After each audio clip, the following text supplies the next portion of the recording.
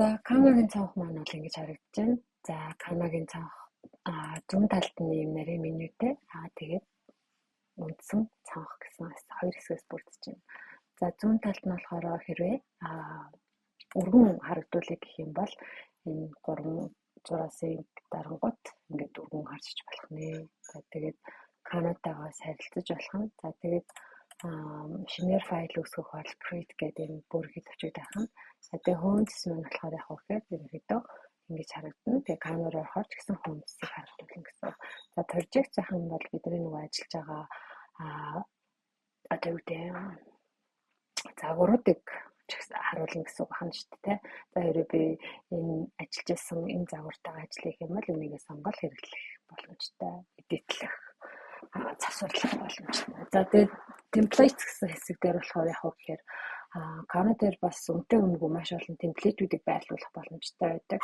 За тэгээд тэр үнэгүй байх юм бол шууд ашиглах боломжтой. Видеоч байсан гэсэн, постерч байсан гэсэн шууд сонгож аваад ашиглах боломжтой. Хэрвээ энэ баруун доод хэсэгтээ юм доллартай ч юм уу эсвэл юм титэмтэй байх юм бол үнэтэй гэсэн үг бахнэ. За тэгээд брэнд гэсэн хэсэг маань болохоор титэмтэй буюу үнэтэй гэсэн учраас энийг орхичих. Энэ бол Canva AI tool. За AI tool-ээр нь зураг, дизайн, бичлэг бүх зүйлүүдийг гаргаж болно гэж байна. За тэгээд энэ дээд хэсэгт нь бол нэг Coder Accessibility Simulator гэдэг юм бол энэ кодыг нь оруулчингууд энэ зүйлүүдийг generate-гээд гаргаад ирчихнэ гэдэг ч юм уу те. Энэ дээр бол одоо character for fantasy novel and snowy landscape гэдэг ерөнхийдөө бол эднээсээ англиар нь бичээд гараад ирэх юм бол энэ хүчин гараад ирж байгаа шүү дээ. Ерөнхийдөө бол фантазины зохиолоос гаргаж ирсэн цастай газар амьдардаг дүрийг бий болгох гэдэг гаргаад ирчингууд юм доо гараад ирчихсэн. Тэгээд ерөнхийдөө бол энийг өөрөө ингээд AI generated юмнууд гаргаж болох нэ. За more гэх юм бол ингээд явж байна. За өнөөдрийн хичээлээр бол нэг гүнзгийрүүлж үзэхгүй учраас ингээд явчих. За тэгээд хэрэглэгч маань хэрэглэгчийн одоо өөрсдийнхөө димиг light dark байх уу цай байх уу гэдгийг бас ингээд сонгоод өөрчлөөд явж болох нэ.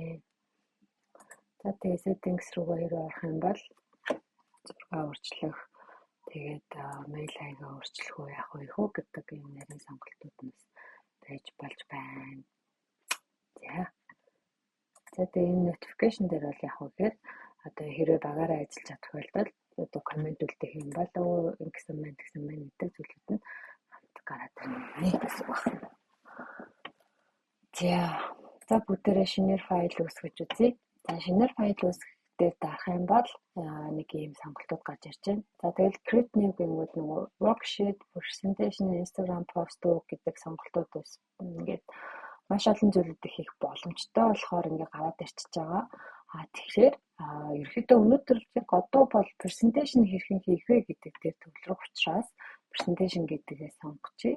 За тэгмүүд presentation дээр болохоор яг үхээр desktop буюу дэлгэцэн зориулсан, утсан зориулсан тэгээ 4-3 харьцаатай эсвэл brainstorm presentation гингүүд иймэрхүү ийм толгойн presentation гэдэг ийм олон сонголтуудаа сонгох боломж нь гарч ирдэг байна. За тэгэхээр би болохоор хамгийн ихнийхээ сонгочихлоо. За ерөнхийдөө ихэвчлэн 16-9 харьцаатай үүсгэж дөрөвдийн дэлгэцүүдээр төгсөөл 16-9 харьцаатай нэлийн түгээмэл хэрэгэлдэг учраас энийг сонгосон зүгээрээ гэж бодож байна. За тэгээд эндээсээ бүгдээрээ хэрвээ юу гэдэг юм title гарчиг юу загвар үүсгэх юм бол за миний хуудас бол ингээ харагдчихэв тий. За би тэгээ шинэ текст үүсгэлээ. За ингээ шууд үүсгэж болж байна тий. За Canva хичээл гэдэг ч юм уу тий. За хичээл үүсгэлээ. За эндээс би тэмдэглэл нөгөө нэг энэ бол ингээ презентацийнхаа нүүр нь учраас би илүү тамаар хийх гэж байна. За ингээд болд болгох чинь. За тэгэнгүүтээ Canva Sans гээд фонт дээр сонгонгууд ямар фонтоор бичих вэ гэдэг сонголт гарч ирж байна.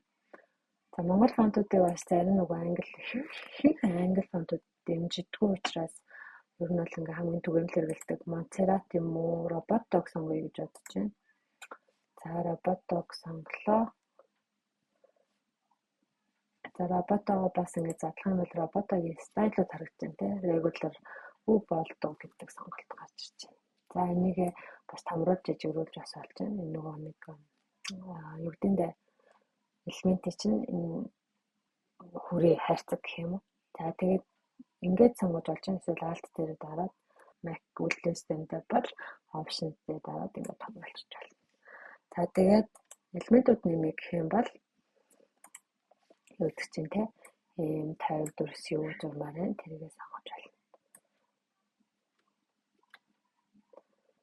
За тэгээд ингээд сонгоцсон үед болохоор яг вэ энийг бас ингээд position байрлуулж болж байна. За position гэдэг сонголтыг хэрэг сонгох юм бол энэ top уу, left уу, дунд нь уу, center уу гэдэг сонголтууд гарч ирнэ. За энэ дээр болохоор би энэ дээр бол ингээд бэлэн явагдсан юмудаас сонгож хийж байгаа учраас за текстээ гаргаж ирлээ. Бас текстээ жоохон томруулмаар юм уу? Жоохон томруулж байсан. Нэг юм болгоод тэгээд цагаан өнгө сонгоцвол илүү зүгээр юм шиг санагдаж байна одоо. Тэгэхээр текстийн өнгөийг сонголоо цагаан болгох уу? Тэгвэл бас харахад жоохон хүндрэлтэй. За тэгээд Canva хичээлээс онгуудаа. За энэ болохоор ингээд цаана нааны хүү гэдэг зохион байгуулалт харагдаж байна. Layers-ийн зохион байгуулалт. За энэ дээр бол мэдээж тексттэй бол наана бичнэ. За энийг болохоор жоохон мэдл гэж голт нь оруулчих. За энэ бас арай тод байгаа учраас энийг бүдгрүүлээд үзье. За бүдгрүүлэх юм бол одоо будалтай одоо энэ бол ингээд дуусгалттай будсан учраас би бүхэл биеийг ингээд бүдгрүүлэх гэж байгаа учраас энэ хойноос 5 дахь сонголтыг сонгоод за 50 ч юм уу болгоод ингээд тавьчих гэсэн. За энийг бас ингээд дахиж копидоод зөвхөн загвар байдлаар оруулж ирж байгаа учраас энэ темплет байдлаар оруулж ирэх гэж байгаа учраас ингээд явчих гэж байна. За ингээд явуулангууд ингээд нэг соромжнод гарч ирж байгаа. Энийг бас жоохон мэдрэмжтэй хөдөлгөх юм бол бас илүү ихтэйхэн элементүүд тус усах боломжтой болдог шүү. За тэгээ шинэ хуудас нэмэх бол ингээд нэмжиж болж байна. За эсвэл энийгээ би duplicate-аас хийж болно. Тэгвэл command D эсвэл control D гэх юм уу батан дараад үргэлжлүүлж одоо хөвлөж явчих болно гэсэн. За тэгмүүд хоёр дахь нүр нэг харагдчих тээ. Одоо эн чинь бол илүү юу гэдэг гарчиглаг учраас тээ. Дэшээ ингээд гаргаад ирчихье.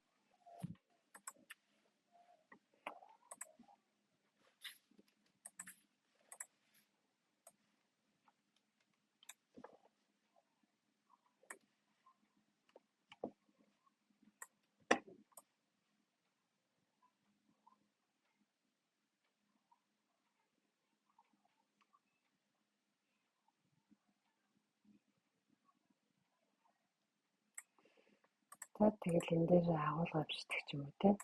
За энийг текстээ хөвлөх юм бол яг Alt дээр юм уу Options дээр дараад чирээд хөвлөждөг байгаа.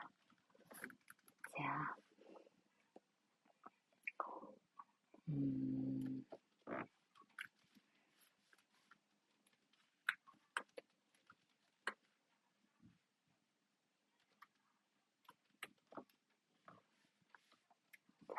Миний хувьд бол нөгөө агуулга учраас 36 орчим байхад бас болно. Тэгээд заавал болд байх албагүй. текстээ хөгжүүлээд ингээ авчиж болж байна. За энэ дээр бас нэг жоохон голлол тэгээгүй ах шиг байна сэтэрэлцээ. Тэгэл одоо энийгээ дахин дупликейт командтай хийгээ авчиж болж байна. Ингээл хөгжлүүлээд хууцнууд үүсгэж болно.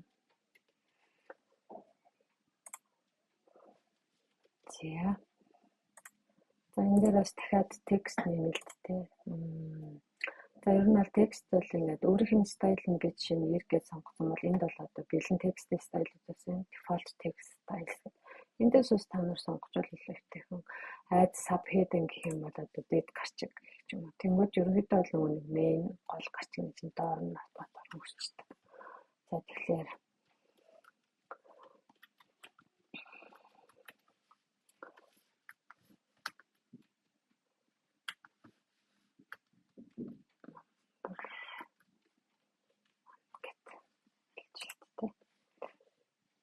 гэх мэтчлэн оруулж болно. За dynamic text гэхээр бас page number оруулж болно гэсэн байна. За тэгмүүд яг үхээр автоматар оруулах юм бол энэ бол 2 дахь хуудас шүү гэдэг шууд 2 дахь нүрэнд гараад ирчихсэн тий. Тэгэхээр энийг бас зөөж өөрчилж болно. Тэгтээ энэ болохоор яг үгээр зөвхөн хуудастай харуулна гэсэн сонголт өгөх нэ. За энэ transparency-г нь жоохон бүдэг бас ингэ болгочих болно. Тэгээ амар тод харуулмааргүй байгаа бол за энэ бол эхний хуудсан дээр л хийх боломжтой гэсэн. Тэгэхээр энэ хуудсан дээрээ бүр байхгүй ч болгоцсон болно гэсэн үг юм. Тэнгүүд яг үхээр хоёр дахь хуудсан дээр л гарцсан л байгаа гэсэн үг байна. За чинээр тэгээд нөгөө нэг энэ элементүүдээ бас нэмээд үзээ да. За дахиад generate нөгөө duplicate хийчихье. За тэнгүүдтэй 3 дахь хуудсан дээр юу их вэ гэхээр хүснэлт оруулах.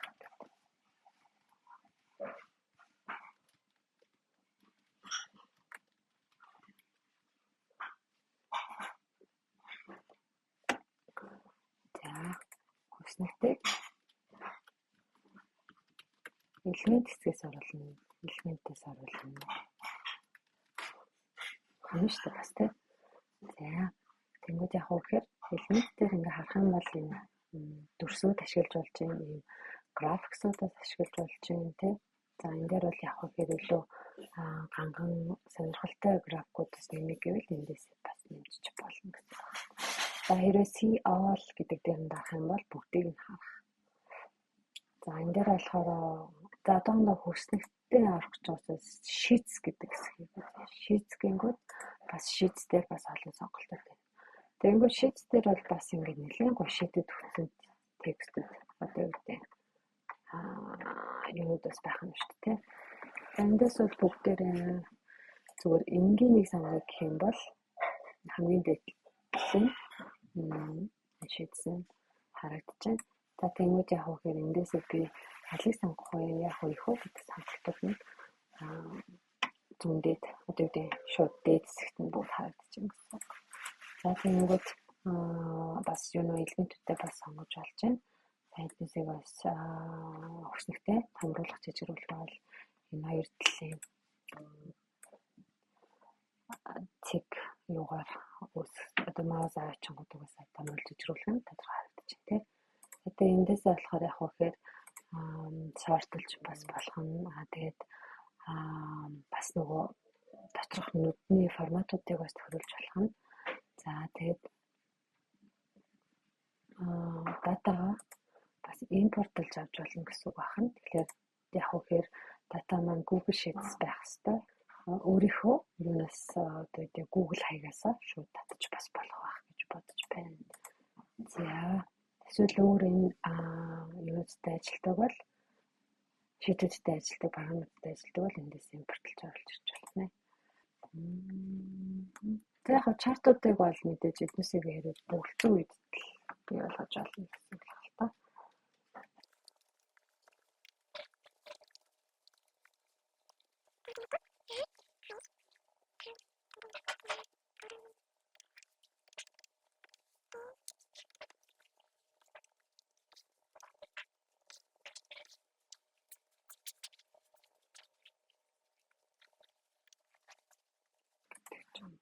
Тэнгүүдээ эндээсээ тавгийн шууд magic chart үүсгэж чийдтэй. Тэнгүүд яг хөхөр энд бол нэг тухайн дээр хөгснөгттэй нь холбоотой чартуудаас үүсгэж байна гэсэн. За тэгэхээр энэ бол ингээд автоматар бий болж байна гэсэн үг шүү дээ. За энэ дээр бол яг хөхөр за ингээд явж байгаа. Энэ дээрээ бол одоо нэг аль хоёр өнгийг сонгох вэ гэдэг сонголтоо асууж болно гэсэн үг. За ингэж бас болно. Эсвэл нэг өөрийнх нь өнгөөрнөөс явчих болох нэ. Одоо энэ пэйжийнхээ загварыг яг энэ сонгосон стайл дээр тохируулах хоёртыг юм байна лээ. Мөн хүснэг далан чартыг хэрхэн хийдэг юм байна лээ. За энэ ардталт нь бол би ингээ маш том бөмбөг ашиглаад байгаа тийм бүр их хэдвэрс ашиглаад байгаа. За энийгээ зөвхөн энэ хажуу талд нь зовгоо. Хажууд нь харагддаг болгоод үзье. За ингээ яг бодлуулчдаг. Тэгээд энийгээ жоохон ингээ бүтэрүүлээ. За тэг хүснэгт оруулах гэхээр энийгээ гарчиг байдлаар оруулж байгаа учраас за текстээ ингээд зүүн тал руу болгочлоо. Ой, старт хийчихлээ сая. За тэгээ зүүн тал руу болгоод за тэгээ хүснэгтийг бол элемент гэсэн хэсгээс оруулна гэж хэлсэн байгаа. За элемент гэсэн хэсгүүд нь болохоор яг хөөр энэ design element text brand гэсэн энэ зүүн талын хэсэг дээр байгаа. За энэ доотлох хэсэгт нь хүснэгтэй. За хүснэгтэй зөвхөн бол энэ зүүн дэд хэсэгт нь бөмбөг байгаа. Тэр бөмбөг дээр нь дараад авчна. Бүр их юм дурс. Эсвэл энэ доотлын хоёр төрсөөр бас ингэж зүүж болно. Хэрвээ нэргүүлэх юм бол энэ нэргүүлдэг хэсэгтээ очиад нэргүүлж болно гэсэн. За ерөнхийдөө ингээд загвар бэлэн болсон байгаа. Тэгээ презентацийн текстүүд мөн нэг жигт хэмжээтэй байх юм бол маш чухал, маш хэрэгтэй. Тийм учраас би одоо энэ хоёрыг нэг жигт хэмжээтэй болгомоор байгаа учраас сэтлэгдэлж байна. За эхнийх нь болохоор чартных болохоор 14.5 гэсэн байна тийм. За би нэг бол зөвхөн 20 хэмжээ болгочих. За тэнгууд энэ хүснэгтийн текст бас маш жижиг байна. 12-оор. Тэгэхээр презентацийн хол ер нь жижигтэй л ер нь 14, 16 байх хэрэгтэй гэж үздэг. 12 бол хэтэрхий жижиг гэсэн үг. Тэгэхээр нэг бол элемент нь байгаа учраас ингээд 20 гэдэг адилхан жигдэлчээ. За тэнгууд энэ хүснэгтийн дээд өнгийг бол шууд сэлэгтлэл эсвэл нэг бүрчлэн ингээ өнгө өгч болно. Өнгө өгөх юм бол бидний нөгөө хэрэгжилжсэн өнгөнүүд шууд харагдчихээн. Эсвэл яг л нөгөө Excel дээр ажилладаг шиг төвчүүлж аваад сонгоод тэгээд өөрчилчих болно. За энэ бол дараагийн ийм өнгөн дээр бол цайвар текст тэг өнгө илүү зохимжтой гэдгийг ойлгож авах үнэтэй юм аа. Тэгэхээр илүү зэгцтэй харагдаж байгаа шүү дээ. За энэ дээр бол одоо жишээ нь би нэг бол текст юм биш юу болгоно. Нөгөө нэг энэ селийнхаа өнгийг солихын тулд энэ дэдэл байгаа юм. Өнгөн дээр дараад тэгээд энийхээ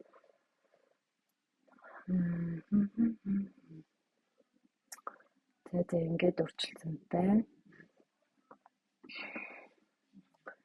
За эсвэл шинэ өнгө бас нэмж болно.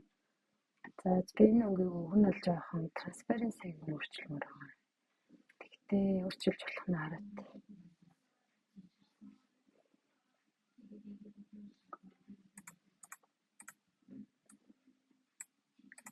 За энэ өнгийг бас ингээд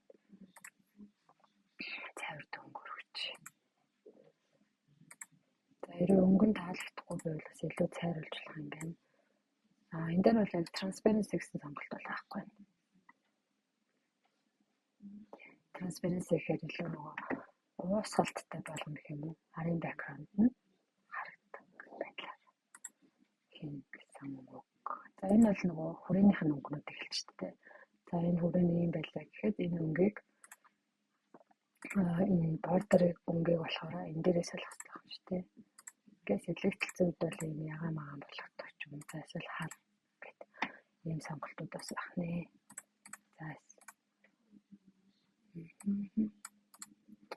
За тэгээд мэдээж цайвар өнгө сонгоод өөрчлөе гэх юм бол энэ дээрээ өнгөө сонгосон маа шүү дээ. Тэнгүүд өнгөө сонгоод add new color гэдэг дээр дарангууд энийг нэмэх тэмдэгтээ дарангууд шинэ өнгө нэмэх. Тэгэхээр энийг бол жоохон цайвар болгоё гэвэл ингээд ийм цайвар болгочих болно гэсэн. Тэнгүүд бидний нөгөө хэрэглэгдээд байгаа энэ документ тэглэж байгаа өнгө нь болохоор дахиад нэг өнгө нэмэгдчихэж байна тий. Тэгэхээр энэ дээр бол заавал дахиж өнгө сонгоод шаардлага байхгүй шууд энэ хэрэглэсэн өнгө хэрэгтэй явчих нэ. За энэ бол нөгөө нэг hard text учраас background-ыг илүү цагаан болгож өгч байгаа. За тэгээд энэ хоёрын одоо текстүүд нь болохоор илүү зайн жоохон юу ах шиг шүү дээ.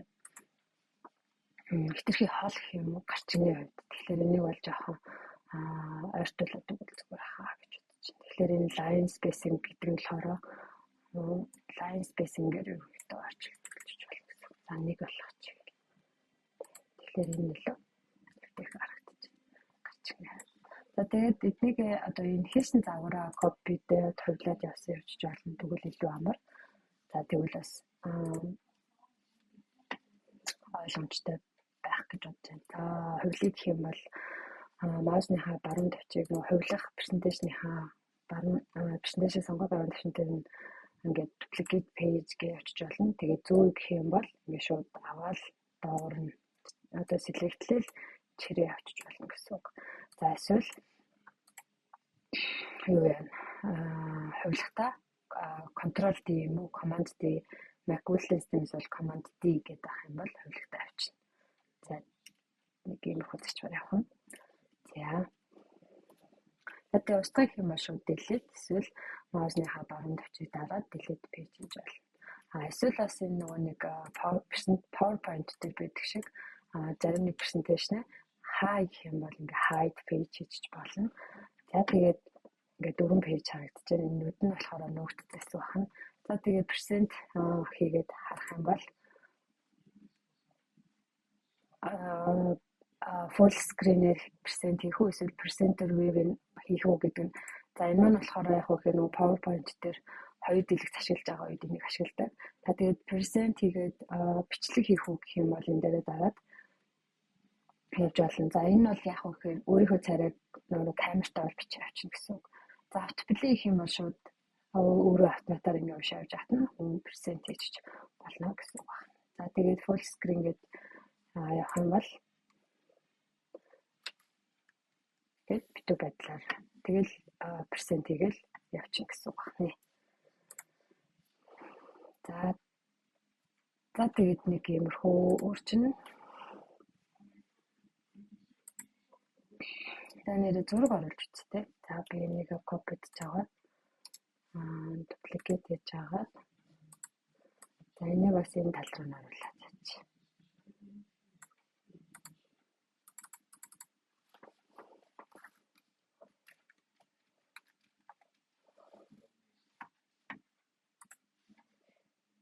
Зураг хийхээ. За камера хичээлийнхаа гэрчийг бол ингэж тавьчих. За эсвэл энэ тохиолдолд бол жоох ингэж явуул зүгээр байна. За энд ингээд давхцаатай ивэл текстийн энэ хүрээг ингэж жижиглээд өгчвөл энэ тэнд ингээд select гэдэг илүү өвтэйхэн болно гэсэн. За одоо би энэ бөмбөгийг болохоор голлуулчих. За тэнгуүдээ энэ бөмбөгөн дээр би одоо дахиж edit хийх учраас төгжих юм бол selectлсэн сонгосон үед энэ нэг дөрвөн цонх ингээд жижигхэн туслах цонх гараад ирчихэж байгаа. Туслах меню гэх юм. Тэрэн дээр шууд лог хийж болно. За хэрвээ коммент үлдээх юм бол одоо хүмүүстэй шеэрлж авах үедээ энэ дээр энэ борхи дуугүй төрсийг солих гэдэг ч юм уу те. Иймэрхүү байдлаар бас явчих болно. Хэрвээ дахиад нэмээд коммент үлдээх юм бол өстой гайхамшигтай гэдэг коммент ч юм уу гэх юм бол ингээд багаар бас презентацийг эдитлэх боломжтой болохоор энэ бас нэг давуу тал нь байгаа юм. За тэгээд элемент гэсэн хэсгээсээ бүгдээрээ зураг оруулаад өгье. За зураг гэхээр эсвэл эхлээд бид нөгөө нэг яг оруулах зураг апплод хийж болно гэсэн үг. За жишээ нь би ингээд upload files гэж сонгоод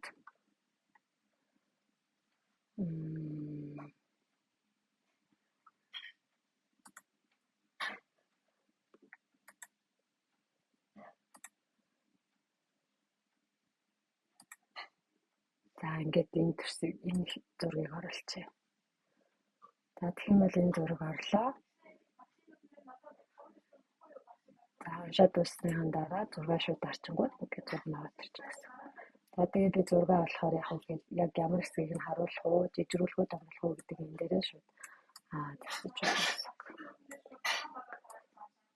За ингээд жоохон томруулаад энэ хэсгээр нь л катлаад хаашаа гэдэг сонгочих болно гэсэн.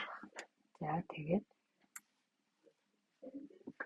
эсвэл арай өөрөөр авах юм бол энэ элементээс болохоор фотос гэсэн сонголтыг сонгох юм бол бас энэ бэлэн зургнууд бас өнгө зургнууд байдаг. За хэрэг би диск ламп ширээний гэвэл энэ дээр л англиар л бичиж байгаа. За ширээний гэвэл яагаад гэвэл монголоор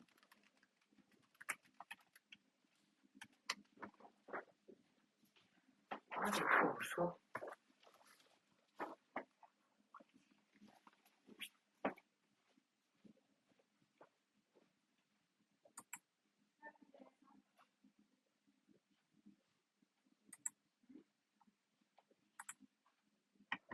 Энд бүр гацчихгүй яач. За англиар чид үстэй.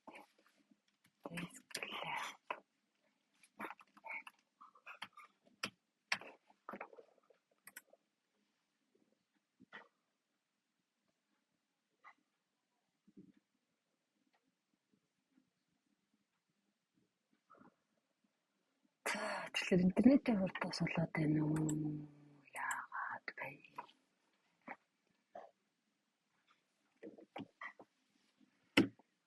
За, YouTube channel-ийг эндээс ингээд зургууд оруулчих болно. Эсвэл эндээс нөгөө бэлэн уншигдсан ингээд зургаас нь шууд ингээд автоматар бас оруулж болно. За, эсвэл энэ дээр шууд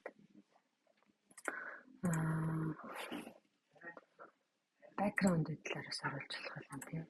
За энэ дээр ийм гоё background шиг харталт нь хийж болох зураг шиг харагдаад байгаа. Энийг сонгочлоо. За энийг ингээд цаашлуулах юм бол position гэдгийг сонгоод тэгээд to back гэх юм бол хамгийн арталт нь очно гэж сонгочихно гэсэн. Гэт хамгийн арталт нь энэ зургийг оруулаад ирчих болно гэсэн. За эсвэл дахиад өөрөөр болохоор яг уу гэхээр энэ дээр бол яг уу нөгөө нэг generate image гэх юм бол ер нь бол энэ дээр нөгөө нэг энэ дээр болохоор generate image гэдэг гэсэн юм. За desk lamp гэх юм бол энэ AI-ыг ашиглаад зураг ингээд боловсруулаад гаргаж өгөх бас хэсэг байсан юм байна.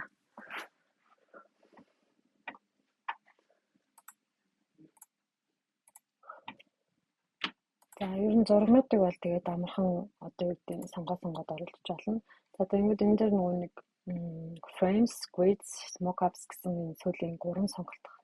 Энийг бүгдээрээ туршиж. За frames гэдгийг сонгох юм бол за өнгийн зүгээр төрснүүд бас байж болж байна. Энэ фильм, фото ингээд ер нь бол төрсүүд нь яаж ч байж болох нэ. За дөнгөд бүгдээрээ аль нэг ингээд төрсийг сонгочихлоо тий. За тэнгууд яг үхээр энэ нуулны төрсний зурганд болохоор яг үхээр бүгдээр зураг хийх боломжтой. За тэнээр бол нөгөө апплод өөрийнхөө апплод хийсэн зургнуудаасаа ингээд сонгоо шууд хийчих болно. За тэгээд хийсэн зургаа ингээд эдит хийх юм бол ингээд өөрчлөлт ч юм уу те.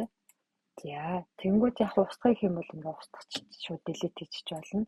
За эсвэл би өөр зураг оруулъя гэж сонгох юм бол эндээс фотосын сонгож харж агаад энийг оруулъя гэж сонголт тий. Энэ тэтвний зурагт болохоор үнэтэй байна өмнөгөө зургнаас сонгоо. Энийг оруулъя. Яг жоохон доошлуулаад.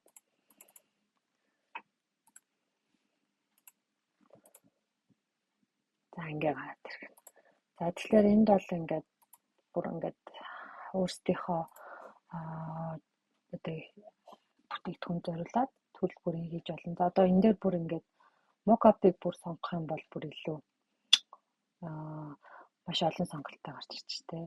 Одоо та нар магадгүй өөрсдийнхөө одоо юу гэдэг үйл ажиллагааны одоо юу логог оруулъя гэх юм бол жишээ нь эндээс бас лого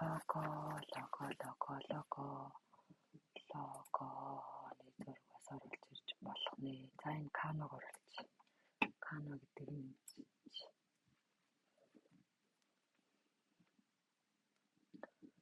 за тэнгуү яг уу гэхээр энэ бол ингээд сайн хэлбэрээр бас ингээ гараад ирж шүү дээ.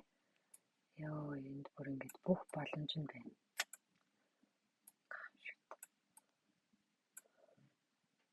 За тэгээ энэ гурван элементээ сонгож байгаад зайгийн адилхан болгох юм бол гурвангийн селектэлж агаад хоризонтали гэхээр энэ одоо гоёвтэйхэн жигдэлж өгнө гэсэн үг байна. Тэгэл ингээ яг зайнууд нь ойрхон байх тусмаа элемнүүд нь дэвтэйхэн одоо юу гэдэг уншигдцтай харагдана л гэсэн үг. За тэгээ энэ дээр текстүүд оруулж ирж болж байна те. За эсвэл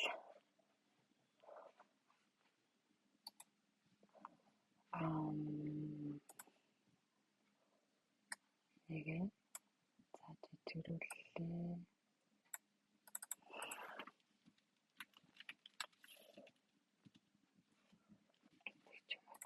За нэг Ctrl D хийгээд Command D ч юм хийж аваад яг явчих болно. Нэг загвараа шууд хувлаад явчих боломжтой.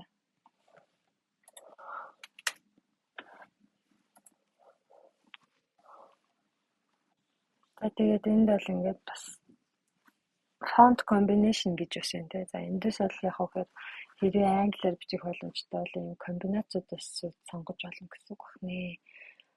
Англиар л бичих бол. Тэгээд монголоор бичиж байгаа болохоор энэ утгатай ингээд л авч та. За тэгээд present хийх юм бол ингээ харуулчих болж байна. Шууд present хийх үү гэдэг сонголт хийж болж байна. За тэнгуүтэй яг уу гэхээр share дээр бол яг уу гэхээр percent дээр бол ингээд харчиж болж байна. Тэнгуүт энэ дээр нөгөө нэг бид нарт ингээд percent гэ харах юм бол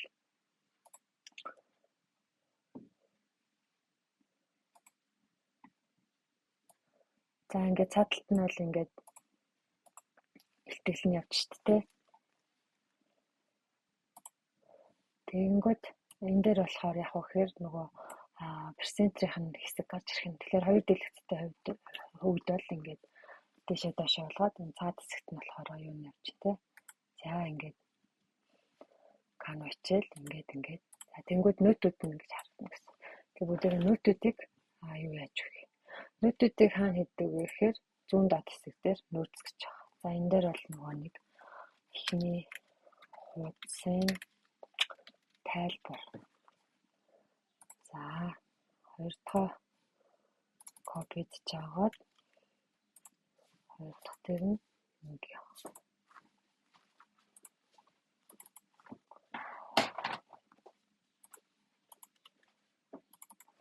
Гурван дөрөв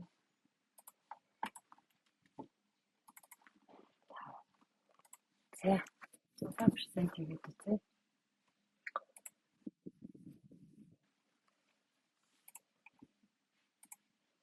За энийг болохоор full screen хийх үл гэдэг юм. Би болохоор нэг дэлгэцэн дээр шеэрлж байгаа болохоор гээд харчаа. За тэнгууд яг 5 дугаар утсын тайлбар 2 1. Гэтэ би нөгөө 2 дахь утас харагдахгүй яагаад гэвэл би 2 дахь утсыг муучсан. За тэгээд ингээд шууд явуулчих болох нэ. За тэгээд хэрвээ юм бичмээр байгаа бол одоо юу гэдэг хэрвээ паднаас ч юм уу те хичээл орж байгаа бол ингээд зураг зурж бас явж болно гэсэн үг байна те. За гэдэг ч юм уу те. За энэ хэсгийг бол би ингэмээр байна гэж ярьдаг ч юм уу. За эсвэл би ингэж тодруулъя гэл те.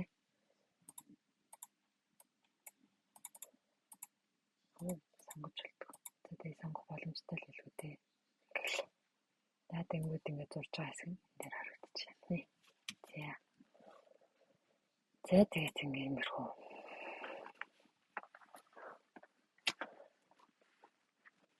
За тэгээд дараагийнхаа хичээлээр дахин уулзцаая. Баяртай.